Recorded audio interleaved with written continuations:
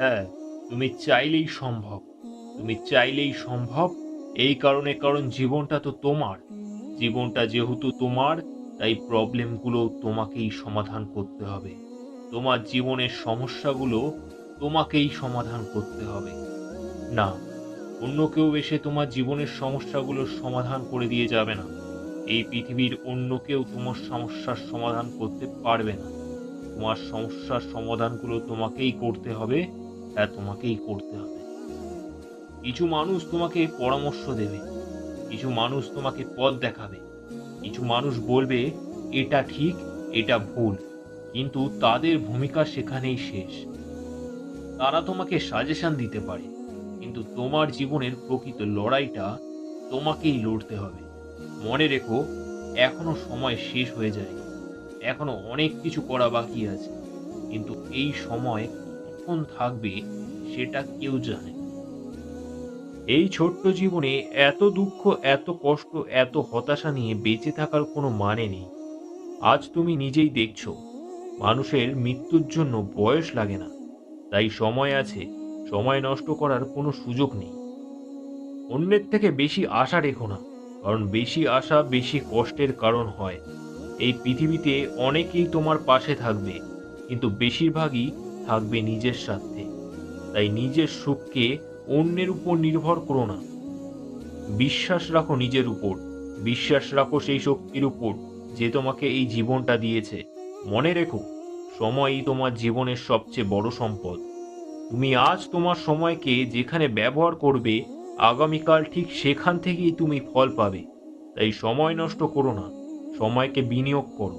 নিজেকে কারো সাথে তুলনা করো না, কারণ কম্প্যারিজন তোমার অর্ধেক আনন্দকে নষ্ট করে দেয়।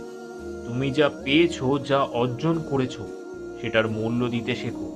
অপ্রয়োজনীয় মানুষ, অপ্রয়োজনীয় কথা, অপ্রয়োজনীয় পরিস্থিতি, এসবকে ইগনোর করতে শেখো। ইগনোর শব্দটা ছোট, কিন্তু এর শক্তি অনেক বড়। তুমি যেদিন অপ্রয়োজনীয় জিনিসগুলোকে গুরুত্ব দেওয়া বন্ধ করবে, সেদিন থেকে কেউ তোমাকে দুঃখী করতে পারবে না। মনে রেখো, সুখ আর দুঃখ দুটোই একই ধরনের অনুভূতি। তুমি যেমনভাবে চিন্তা করবে, তুমি তেমনটাই অনুভব করবে। তুমি যদি ভাবো তুমি সুখী, তাহলে তুমি সুখী। তুমি যদি ভাবো তুমি দুঃখী, তাহলে তুমি দুঃখীই থাকবে। তাই নিজের চিন্তাকে নিয়ন্ত্রণ করো, নিজের পজিটিভিটিকে বাড়াও। ছোট ছোট জিনিসে সুখ খুঁজতে শেখো, কারণ সুখ কখনো আলাদা করে আসে না, তোমাকেই খুঁজে নিতে হয়।